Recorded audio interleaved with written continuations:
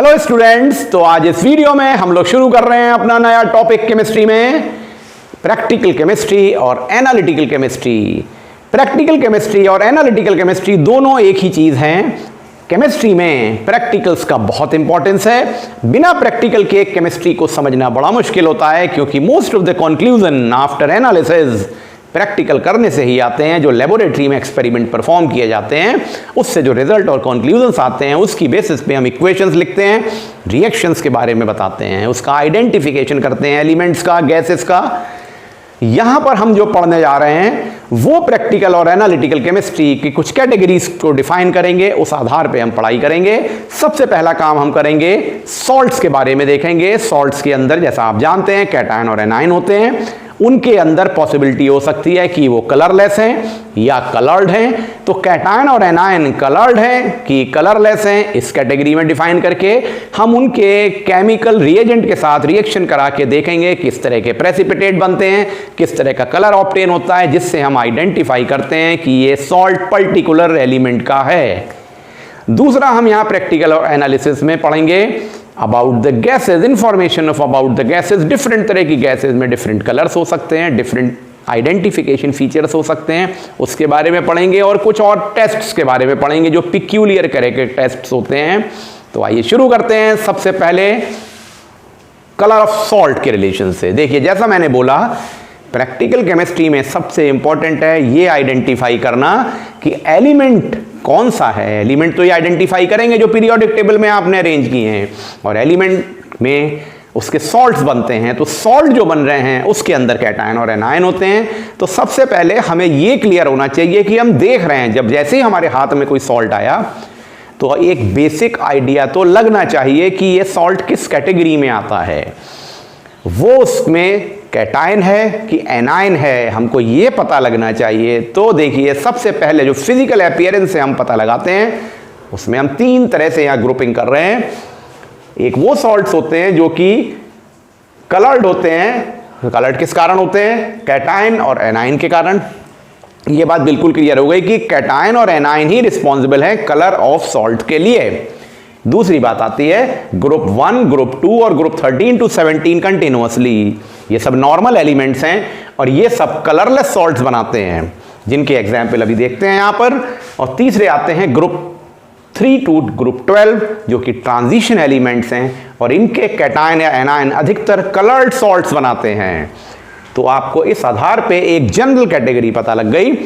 अब देखें तो देखिए, कलरलेस कैटायंस कौन कौन से हैं, उनके कुछ एग्जांपल्स आपको पता होने चाहिए। ये बहुत कॉमन सॉल्ट्स हैं: sodium ion, potassium, Mg, calcium, beryllium, aluminium का salt, stannous, lead, zinc, cadmium, mercury, NH4 ammonium ion. ये सब कैटायंस कलरलेस सॉल्ट्स होते हैं। एनायन में देखें colourless: SO3 2-, SO4 2-, carbonate CO3 2-, Cl1-, Br1-, NO3 1-, HSO3, HSO4, HCO3 1-, O2-, S2-1, PO4 3-1। आपके सामने जो ये लिस्ट दी हुई है, इसकी बेसिस पे आपको एक आइडिया लग जाएगा कि ये कलरलेस कैटायंस हैं, ये कलरलेस एनायन हैं। ये जनरल वे में हमारे डेली लाइफ में, डेली जो हम पढ़ाई करते हैं और जो आपके सिलेबस में है, उन सब में बहुत यूज होते हैं। तो ये आइडिया होना चाहिए। अगली कैटेगरी हम लोग देखते हैं कलर्ड कैटायन और कलर्ड एनायन की। स्टूडेंट्स, अब जरा कलर्ड कैटायन और एनायन की लिस्ट को देख लीजिए। ये भी आपको पता होना चाहिए, क्योंकि पहला आइडेंटिफिकेशन तो हम सॉल्ट को हाथ में लेते ही देख के करते हैं। तो देखिए, जो कलर्ड कैटायंस हैं उसमें Cu2+ कॉपर का जो आयन है, ब्लू या ग्रीन कलर का होता है। आमतौर से ब्लू ग्रीनिश इस लेवल पे होता है। क्रोमियम में देखें तो Cr3+ में ग्रीन कलर का होता है। Mn मैंगनीज में 2+, Mn2+ पिंक कलर का सॉल्ट होता है। इसमें कैटायन आयरन 2+ में ग्रीन कलर का होगा, जैसे फेरस और फेरिक के रिलेशन में डिफाइन करते हैं। Fe3+ येलो और ब्राउन होगा। कोबाल्ट का Cu2+ ब्लू या पिंक कलर का होगा, और निकेल का आयन कैटायन 2+ ग्रीन कलर का होगा। ये कलर्स आपको पता होने चाहिए। एनायंस में देखें, अगर कलर्ड एनायन दो ही बहुत इंपॉर्टेंट है हमारे लिए। एक है MnO4 परमैग्नेट जिसको कहते हैं, ये है पिंक और पर्पल कलर का। दूसरा है डाइक्रोमेट Cr2O7 जो पोटेशियम डाइक्रोमेट के सॉल्ट से बनता है, जो है ऑरेंज कलर का। तो आप ये लिस्ट को एक ध्यान में रखेंगे, अगर आप इसको याद रख सकते हैं तो बहुत अच्छी बात है, क्योंकि इससे आपको आइडिया लग जाएगा अगली ये जब हम लोग केमिकल इक्वेशंस और इसके रिएजेंट को मिला के इसमें प्रैक्टिकल और एनालिटिकल केमिस्ट्री के रिएक्शंस को परफॉर्म करते हैं तो एक पर्टिकुलर तरह का कलर और उसका प्रेसिपिटेट आता है। तो ये आइडिया बहुत ज़रूरी है कि आपको ये सॉल्ट्स के कलर पता हो। तो स्टूडेंट्स, जो हम लोगों को अपनी पढ़ाई करनी है प्रैक्टिकल और एनालिटिकल केमिस्ट्री की, जो हमारे सिलेबस में है, जो हमारे क्लास 10th के लेवल के सिलेबस में है, उसका एक पूरा डिटेल आपके सामने है यहां पर, जिसे आप देख के समझ सकते हैं। अब देखिए, यहां पर 8 तरह की कैटेगरीज डिवाइड की गई हैं। ये कैटायंस हैं और ये उसके बनने वाले सॉल्ट हैं। इन सॉल्ट्स का यूज करके हम अपनी पढ़ाई को करेंगे, जो प्रैक्टिकल और एनालिटिकल केमिस्ट्री कहलाती है, और एनालिसिस करेंगे उससे। तो देखिए कौन कौन से हैं ये।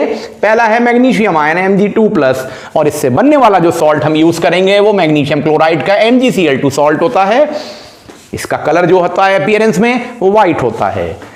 दूसरा Fe2+ है, फेरस FeSO4 फेरस सल्फेट जो ग्रीन कलर का होगा। हम ये फेरस सल्फेट का सॉल्ट लेंगे। यूं तो बहुत सारे सॉल्ट्स होते हैं केमिस्ट्री में, बहुत तरह के कंपाउंड हो सकते हैं, लेकिन हमको जो सिलेबस में है उसके अकॉर्डिंगली पढ़ना है, तो हमको ये सारी चीजें पढ़नी है। फिर देखिए Fe3+ FeCl3 फेरिक क्लोराइड को लेंगे जो ब्राउन कलर का सॉल्ट है।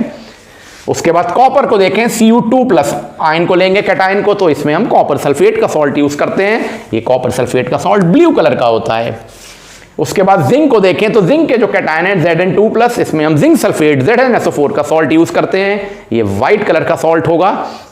लेड के केस में देखें Pb2+, तो इसमें लेड नाइट्रेट PbNO3 को यूज करेंगे जो व्हाइट कलर का सॉल्ट होगा। फिर हम लेंगे कैल्शियम का सॉल्ट, कैल्शियम क्लोराइड CaCl2, और अमोनियम आयन में अमोनियम क्लोराइड, ये कलरलेस होंगे।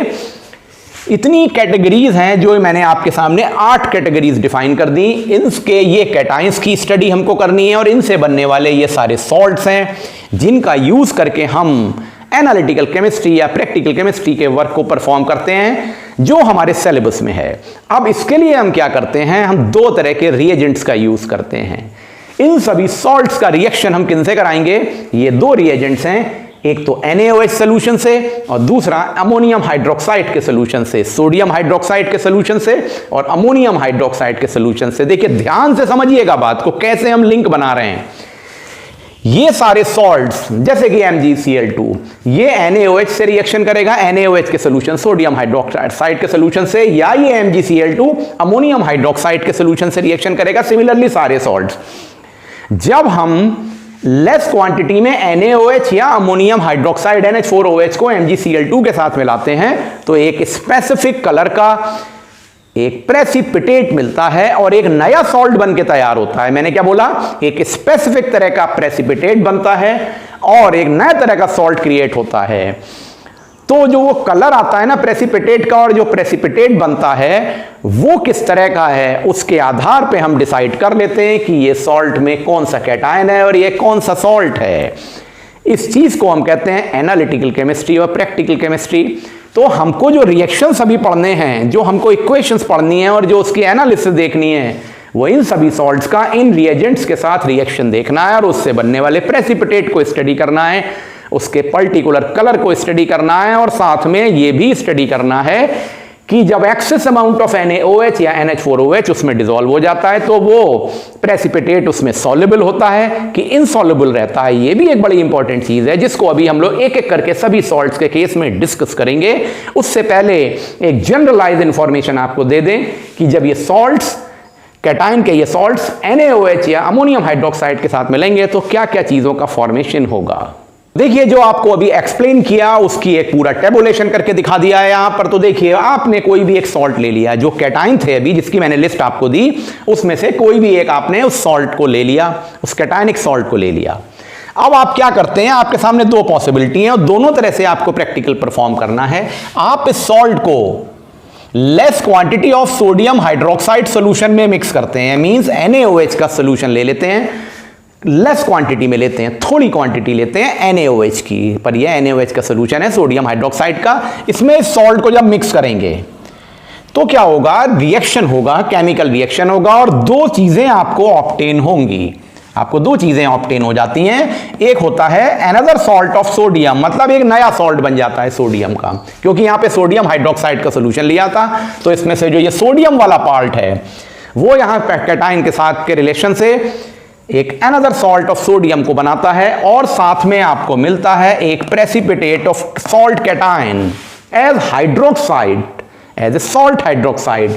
और ये जो हाइड्रोक्साइड वाला पार्ट है इसके साथ में एक प्रेसिपिटेट तैयार हो जाता है, उस मेटल का, उस कैटायन का प्रेसिपिटेट बनता है जो कि हाइड्रोक्साइड का प्रेसिपिटेट होता है और ये एक डेफिनेट कलर का होता है। तो दो बातें ध्यान रखनी है, एक तो हाइड्रोक्साइड का प्रेसिपिटेट बनेगा OH जिसमें होगा, और डेफिनेट कलर का होगा ये PPT। इस प्रेसिपिटेट को हम एक्सेस ऑफ NaOH से मिला के ये चेक करते हैं कि ये प्रेसिपिटेट उस एक्सेस ऑफ NaOH में सॉल्युबल है कि नहीं है। ये अभी आगे की इक्वेशंस में देखेंगे। सिमिलरली यहां पे अगर हम सॉल्ट को अमोनियम हाइड्रोक्साइड के सॉल्यूशन से मिक्स कर दें NH4OH के साथ, ये भी करते हैं, तो एक पॉसिबिलिटी आपने ये पढ़ी। दूसरा पॉसिबिलिटी में अमोनियम हाइड्रोक्साइड के सॉल्यूशन के साथ मिक्स करते हैं, तो देखिए तो भी क्या होता है, एक सॉल्ट बनता है जो अमोनियम का सॉल्ट होता है। जब NaOH के साथ मिलाया था तो सोडियम का सॉल्ट बन रहा था, और जब अमोनियम हाइड्रोक्साइड के साथ मिलाया तो अमोनियम का सॉल्ट बनता है, क्योंकि ये अमोनियम वाला पार्ट अलग हो जाता है और जो ये हाइड्रोक्साइड वाला पार्ट है ये एक प्रेसिपिटेट बना लेता है सॉल्ट कैटायन का, जिसको हम एक डेफिनेट कलर से आइडेंटिफाई करते हैं, वो हाइड्रोक्साइड होगा। बिल्कुल वैसा ही जैसे कि सोडियम हाइड्रोक्साइड NaOH के केस में बना, तो अमोनियम हाइड्रोक्साइड के केस में भी एक हाइड्रोक्साइड का प्रेसिपिटेट बनेगा जो डेफिनेट कलर का होगा, जिससे हम आइडेंटिफाई कर लेंगे कि ये कौन सा सॉल्ट है। यहां पर भी वही सिचुएशन होती है, जब हम एक्सेस ऑफ अमोनियम हाइड्रोक्साइड को यहां पर टेस्ट ट्यूब में मिला देते हैं, तो या तो वो सॉल्युबल होता है प्रेसिपिटेट या इनसॉल्युबल रहता है। ये भी एक आइडेंटिफिकेशन फीचर होता है, लेकिन इनिशियली आप देखेंगे दोनों जगह पर हम लेस क्वांटिटी लेते हैं। सॉल्ट में लेस क्वांटिटी ऑफ NaOH मिलाएंगे या सॉल्ट में लेस क्वांटिटी ऑफ NH4OH मिलाएंगे। तो बच्चों, इन दिस वे आपको मैंने इस वीडियो में एक समरी दे दी कैटायन एनायन की, उनके सॉल्ट और उनके कलर की, और हम किस तरह से अब अपनी एनालिटिकल केमिस्ट्री को आगे कंटिन्यू करेंगे। तो अगले वीडियो से हम लोग शुरू करेंगे इन्हीं सभी जो आपको 8 सॉल्ट की लिस्ट दी थी, उन सॉल्ट्स के बारे में, their reaction with NaOH and ammonium hydroxide NH4OH, और उससे बनने वाले प्रेसिपिटेट के कलर्स और उसकी नेचर के बारे में पढ़ेंगे। Thank you.